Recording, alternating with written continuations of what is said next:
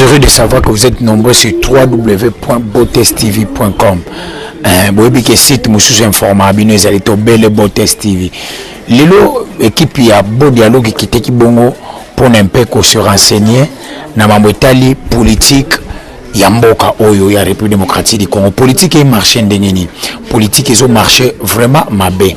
Processus il y a élection ezali mais tout ce qu'il y a 11 jours à Pamba élection pour éviter jusqu'aujourd'hui on ne sait pas s'il y aura des élections ou pas parce qu'on ne peut pas confirmer et zali kaka obiso toujours pour tout ebisa rabino et si c'est confirmé je pense que beaucoup landa yango na kati ya www.botestv.com mais lelo tozala ki bongo libanda tozala ki na plateau te tokende bongo se renseigner na information oyo eleka ki lobi ke mwana mboka Fayulu zoki masasi nzoke zalaki à la Grimogène. Qu'est-ce qui a fait que batake mwana mboka Fayulu yango nde tokita sur terrain tokeko solola na moko ya membre ya parti ya Martin Fayulu et benga bongo décidé azali pe bon coordonnateur ya section ya commune à Bandalunga azape candidat nde tokendo solola na ye toyeba qu'est-ce qui s'est arrivé et loko nini eyaki epa ya Martin Fayulu kuna na Katanga na Kindu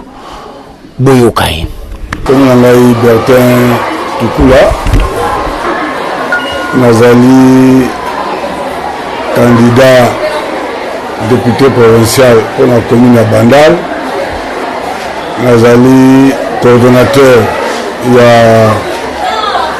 SID engagement pour la sécurité et le développement il y a Mwanamboka Martin Fayulu coordonnateur pour le district de Funa et puis nazali coordonnateur il y a structure plateforme regroupement la Mouka pour la commune de Banda. Tu sais pas les colocayo, malgré que Mwanamboka Fayulu à l'opportunité pouvoir la corruption. Mais on a toujours c'est une opportunité que va quand même peut-être démentir. Est-ce que c'est un solo que Mwanamboka Fayulu quand va venir à Genève a joué qui a comme candidat commun dans la tricherie. Bon, tricherie n'a évité à corrompre nani parce que bandeko obazaki na yo bango ce sont les gens obazali posés Mwanamboka Jean-Pierre Mbemba corrompre nani Mwanamboka Adolphe Muzitu corrompre nani Mwanamboka Matungulu corrompre nani nani ça veut dire que le problème c'est la première stratégie il y a beaucoup de ça donc sali okani ne okanaki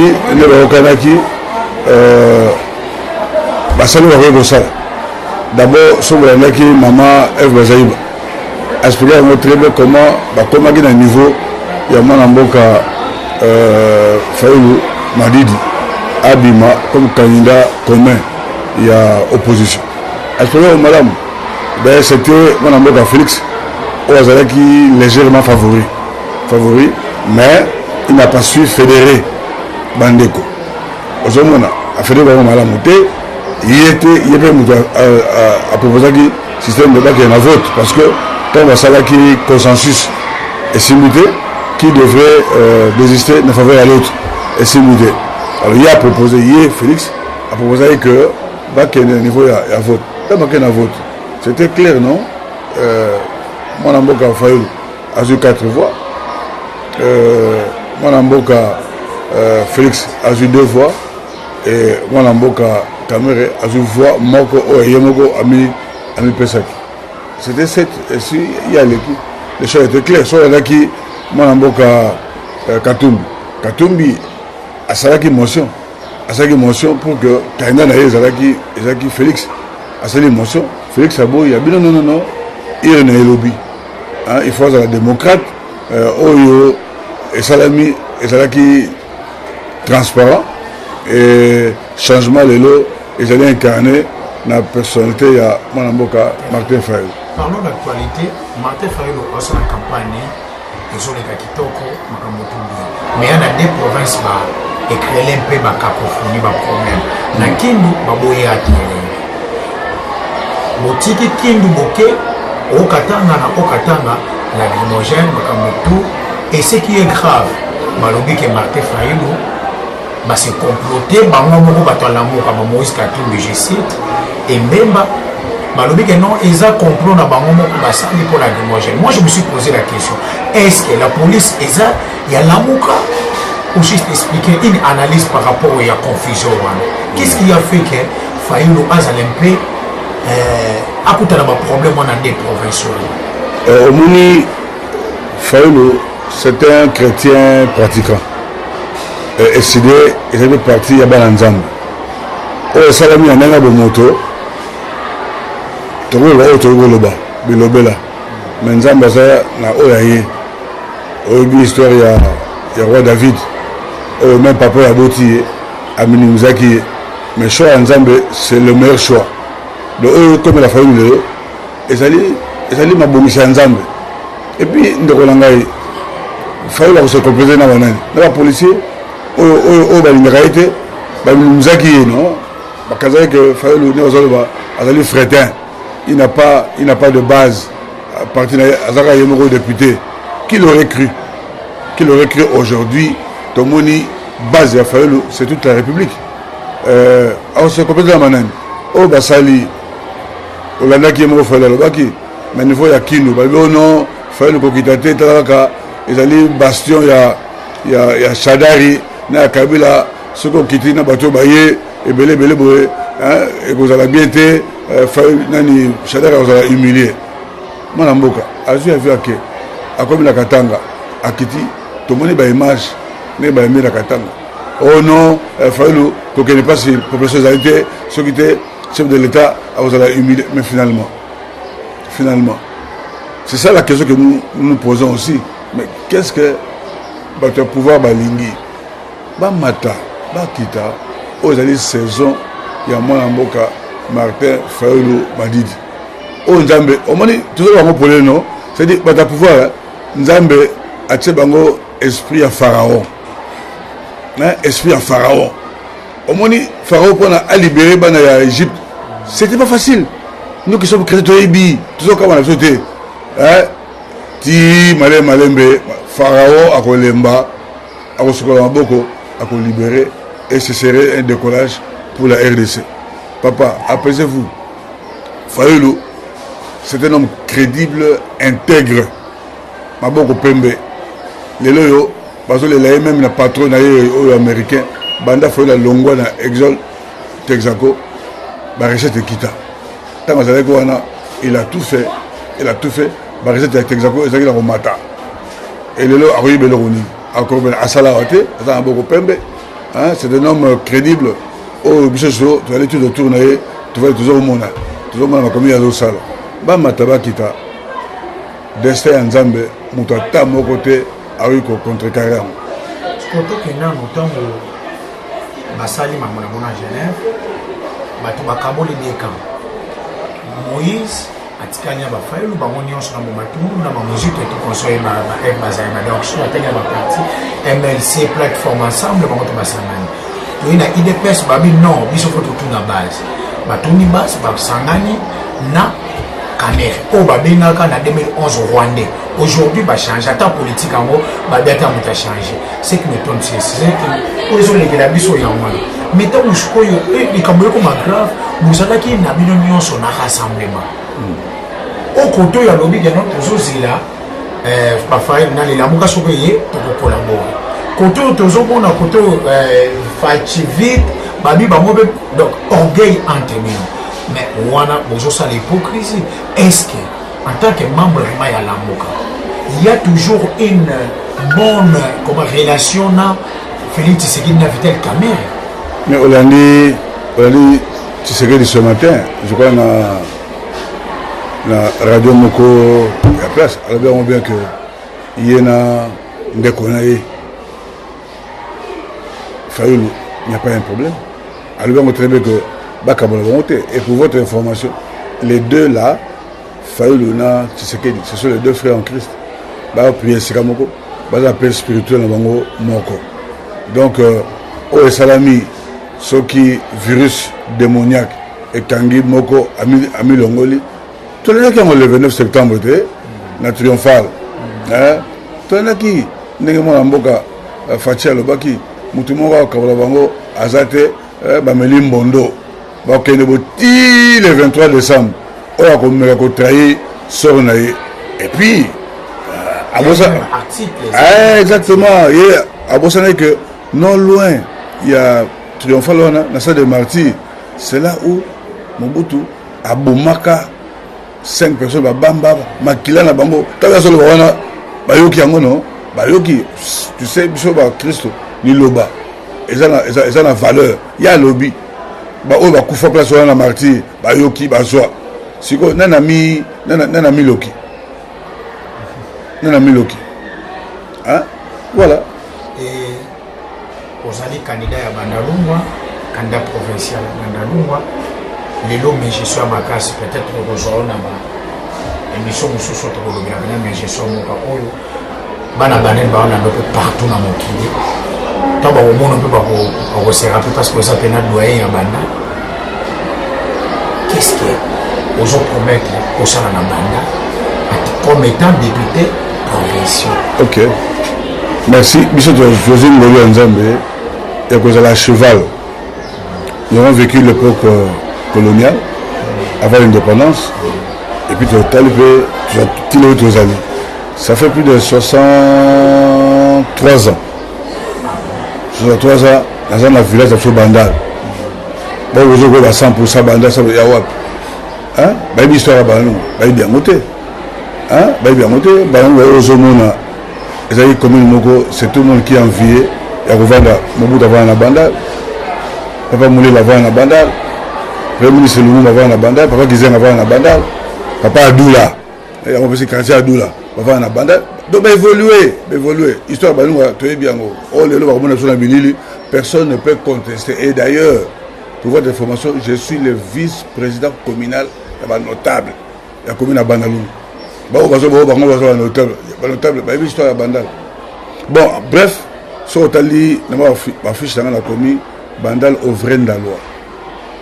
Hein? Nous sommes pas dans Bandal, nous sommes dans Banda, nous sommes dans Kati, nous sommes dans Sangana, nous sommes dans Bango, nous sommes histoire à Bandal, tous ceux qui sont Bandal, nous sommes dans où il faisait beau vivre.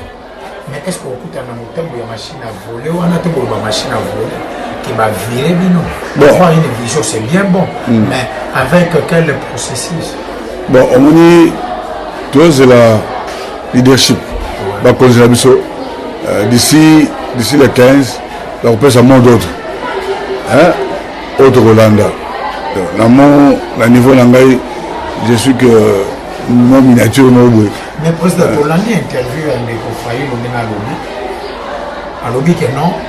Et alors on a mon débat Mathieu sur Kanda. Mais cette fois-ci, nous attendons le 23 décembre. C'est-à-dire que c'est que machine à voter dans minute chobo. Bien peut adhérer dans Katia. On attend le midi à cette fois-ci nous adhérons à la date du 23 décembre. Bon, je suis mal placé. Il y a sa position. Il y a machine. Jusqu'à la preuve du contraire, il est loyal. Monde de aller que token une élection, boycott les alités, mais quel type d'élection? Tenue d'élection aux transparente, aux alliés clairs, faux des alités. Alors jusque là, à niveau il y a plateforme il y a règlement sur la Mouka, là on peut ça monde d'autre. Et ceux qui va conduire, parce que la politique elle est dynamique, hein, elle a évolué. Ceux qui va conduire, l'assurance non qu'avec la machine, ça va. Soit vite ok, soit qu'on que non, tant qu'elle était. Mais nous pouvons aussi exploiter la popularité au président Fola Langolelo. Partout où l'année passée, Bango Nyonso, à l'unanimité, peuple, que c'est lui qui incarne les changements aujourd'hui. C'est lui qui incarne l'image de Félix Tshisekedi. Etienne Tshisekedi Amoulou. Ah oui, c'est l'héritier. C'est l'héritier, même dans les dépêches, héritier. C'est l'enfant politique. L'enfant politique, il y a Etienne Tshisekedi Amoulou. Hein, quand vous faites la hôpital, la CMK, hein, 3h du matin, papa Etienne René Kotalaye, a signé à quoi à Moutou, à Beniri. C'est son enfant. Personne ne peut aujourd'hui nier. Y compris Félix Tshisekedi. Voilà, même lui. Ce côté la conférence soit souveraine. Bilingue au Bazalaka tout autour, il y a Papa Etienne. Félix Azaloua. C'était Jacques Matanda. Christophe Lutondo là. Azakate. Jacques Matanda. Fayoulou. Lutondo là. Et les autres. On a tout autour. On a surveiller urne. Pour que ma voix il y a Tshisekedi et ça la volette.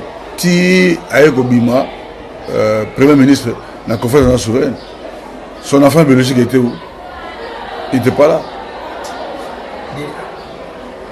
Tevezatango, le bani na manigance, ni noko reproche noko ça na pouvoir parce que pendant le moment d'élection, mais bakani cette image pacifique. Bakonfort bakanisi rochiti bato pe bakufini bale bakanisi aussi tu mangaza isona kuba kingomo mais reproche nous pour ça na pouvoir par rapport à une mauvaise stratégie au moment il y a élection reproche nous pour ça bon ce pays nous appartient. Il n'y a pas un citoyen qui est plus congolais que les autres. Les gens pouvoir ce sont nos frères mais la main est pure et loko ils ont un temps il y a Kassou Ezalaka, tant il y a Mobutu Ezalaka, tant il y a Musée Ezalaka, tant il y a Kabila Joseph Ezalaka, et au comité tant il y a Fayoul, Batika Mwanamboka Fayoul, Oyo nationalité na Ezali contesté, papa na maman Ebani, province na Ebani, Batika. Batika. Non, Batika, c'est pas sa femme qui doit travailler à sa place. Batika est à sa moussala. Nous sommes les Africains. Toi, Africain, ma belle au global Mundele. Tant moi, je Congo Brazza, la Cameroun, la Côte d'Ivoire, tout ça Africain. L'Afrique, c'est un grand village où l'autre Rolinga, esprit à panafricanisme, et à la carte. Donc, bande de collection à pouvoir, mais la main est pure. Pas que ça monte, moi. Bakotonga mboko bakomokote bazana besoin ya maboko nyonso baservo nyonso oyo komi ntango ya Fayoulou Martin Madidi batika ye ndenge nzambe asaponi asa musana mpona skolamuka okolobani mpona lamuka plateforme tosengino bolamuka te tosengino bolamuka boprendre conscience botika kolanda ba 1000 francs botika kolanda ba 2000 francs lelo oyo 1000 francs bango nyonso oyo bazona 1000 francs lelo. Ils nous ont tellement appauvris pour qu'aujourd'hui, encore comme Moussambon, coup de chapeau, félicitations, surtout bilingue, nous lançons l'appel à nos enfants, la jeunesse. Bamitala, Mingi, Basili, Bazaba l'université, Baba Nabandako. Diplôme, il y a Ndenge, Bazaba Nabandako. Moussa Malonga, exact. Mais cette jeunesse-là, il faut Baya, Balamouka, se prendre en charge afin que lobby. On ne peut pas se retrouver. Qui est ce parent-là? On va accepter. On a attendu dans la classe pour que le but a gagné. Non, là c'est pratiquement impossible. Donc, nous voulons la paix. La paix, elle est l'élément monnaie, il y a développé un boc. Ce qui m'est été, moi, je vais se développer. Exact. Je pense que Binomo Bolande, Ndenge, membre de SID, coordonnateur à Lamuka à Lobeli. Totuni Pesoki Yena Fachivit Bazabongo en partenariat. Oui, il a accepté, mais Tosuka Kaka Bongote. Mais avant de commencer à auto-interview, membre de IDPS, Tolandi, membre de Lamuka, Toyoki Oya Lobby. Oya Lobby, Tozo comprendre ce qui opposition, ezali subdivisé to ezali kaka. Ndenge balobaki bazala ou soit basala stratégie na bango. Pourquoi na lobi bongo et beaucoup landa sikoyo moko ya membre ya IDPS pe coordonnateur pas candidat yesko na fati vite babenga caméra rwandais babenga caméra boye mais lelo caméra aye ko saline derrière bango boyoka commentaire nini asali concernant makambo tali Fayoulou alobi ke ezaba aventure donc pas trop de commentaires. Boyoka David Moukeba. Je suis candidat député. Oui, bonjour. Excusez, au cas où s'est présenté, Bayo, tu as dit que mon qui disait c'est représenté encore tout. te mokili ebinga te Coca-Cola kuto yeba nitilelo basela en publicité. En fait, ngana David Mukiba Kalenga, secrétaire national, chef de département et à mobilité dans UDPS et candidat à la députation nationale et provinciale pour le compte il y a Founan au niveau national et pour le compte il y a Bandalou au niveau provincial. Boza et Bélé, mais tout ça pendant l'actualité. Je pense que Bino Fatu vite na Lamuka Boza famille. Sikoyo, Oye Komeli Ndegonabino Martin Fayulu. Les autres, je ne sais pas, vous êtes de l'IDPS, Balo Bageza, Sénète, Basali, pour Bazo Amplaire, c'est le Gabino Monde Bolobaka. Siko pour nous en tant que famille Moko na Lamuka, réaction eza nini par rapport à Makambo et Komelaki Martin Fayulu. Non, d'abord, famille Nangazali de peuple na peuple congolais. Famille Nangazala Mukate. La famille Nangazali de peuple, famille Nangazala peuple congolais. Bon, on dit peuple suffisamment informé, suffisamment éveillé, suffisamment outillé pour nous voir qu'est-ce qui s'est passé de l'autre côté. Moi, à mon niveau, je n'ai pas de commentaires. Les commentaires, dans les autres temps, dans les réseaux sociaux, donc, tu vas déjà qu'est-ce qu'il y a et qu'est-ce qui se passe au juste. Bati Kabablag, Tozo Kendene na l'élection le 23. Biso Torobina peuple congolais le 23 de élection. Ma blague, biso soit pamba pambalao papier duplicateur qui gagne Toza Konate élection de le 23. Na l'année de refaire une intervention avant de bouger machine à voter. Malobi que le kola babaki siye kanda alobi que biso nyonso le 23 na élection. Pour nayo parce que IDPS abaki avec ou sans machine tokende la moke lobaki bango ba kokende élection sans machine à voter mais ko landa na malobana lobi que non ba pesinga lokola kanda tokende nesko élection le 23 décembre en tant que politicien qu'est-ce que vous pouvez dire par rapport à ça? Il était dans la versatilité à la position et l'homme sort le besatin biso to tirali constant le 23 avec ou sans machine nous irons aux élections. Et nous attendons le pouvoir ce jour-là, après sa élection. Biso mon peuple congolais, Toroko Misango ya solo. Ceux qui bazoya nango pour batia ya lokuta, Toroko Misango ya solo. C'est ça que ça veut dire. Ça veut dire avec ou sans machine là ici, bon ça là, ba calcul nous ce bozo ça là, mais tout le Moïbi il y a 2006, il y a 2011 et Rozongate. Malheur wana yanda kwa kale aliboso royal isusute. Tout le peuple congolais est hyper motivé, hyper décidé. Il y a quoi en finir avec le régime qu'il a avili, qu'il a appauvri. La commission à niveau où il y a que à perdre l'identité à la peuple. Non, avec ou sans le 23. Constant. Avec moi Namboka Vital Cameroun en 2011 Bolobaki Nyonso Bokoko Lubali Kolone étant ou refusaki rendez-vous il y a Yimoko le père de la démocratie Tshisekedi doit Mulumba donc Boko Kendepe na Vital Cameroun ba popo échanger tout politique à Congo et Zaka Bongo Ulumwe awa okomi awa do komi pe na oge Messi Cristiano Ronaldo mais en 2011 à Boyaki ils sont légitimes pour naïe mais si quoi à se ranger derrière. Donc, ce qui est à évoluer dans la position, à évoluer, à rejoindre Bissot avec ou sans machine, il y a autrefois, alors qu'il non, il faut pas l'ongler, mais dès l'organdimi, ma thèse na Bissot, andimi, bon, ok, en tout cas, on s'est rangé avec ou sans machine, token. Il est le bienvenu. Baza peut belé, ce temps, il va se belé. Baron, surtout, parce qu'il y a des Congo, ceux qui a la mouka, ceux qui va se belé. Qu'est-ce que tu as payé aux combattants il y a IDPS? Est-ce que Jean-Pierre Mbembalelo est candidat en tant que moi Tshisekedi doit Mulumba Jean-Pierre Mbembalelo candidat alingandi ma vraiment que candidat comment abima na opposition aux autres nango po yo ki na kati ya peuple congolais va comprendre que azam tema mabe yango tuni mutuna donc ngana on peut sa réponse pour congolais déjà ça yebi mais biso tolobaki e batiki azala te attention ki azala ki MNZ revete que ton gâteau tire à toi que oui na te ton base na web ça Félix que lomba biloko wana zonga poza yo rien tozo kenene ndengwana eza pona ko za la prétention te mais pona ko tala batu o bazo comprendre bitumba o penza bien ndenge ezali eza biso na IDPS et tozo kenda avec sa machine donc makambu ya ba Moïse Katumbi na ba Jean-Pierre Bemba baza déjà bien validé bango baza ma soloté so baza un effort à osala ba ça l'effort pour ba bimisa ta ba député donc biso tozo ça l'effort à bimisa na président de la République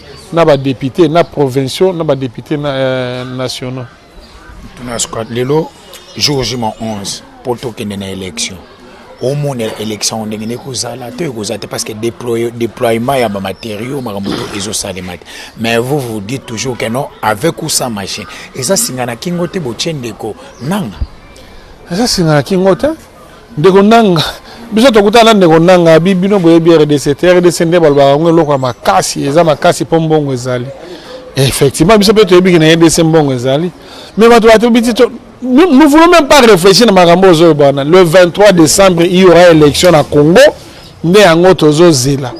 Donc, Makambo est allé à logistique, il y a CNI, on a Makambo. Discussion n'est pas habituée sur l'équipe. Il y a une discussion à 2 jours de l'élection. La campagne va perdre la bonne. Non, la bonne raison que ça bat. Kabila a une bonne raison que ça bat.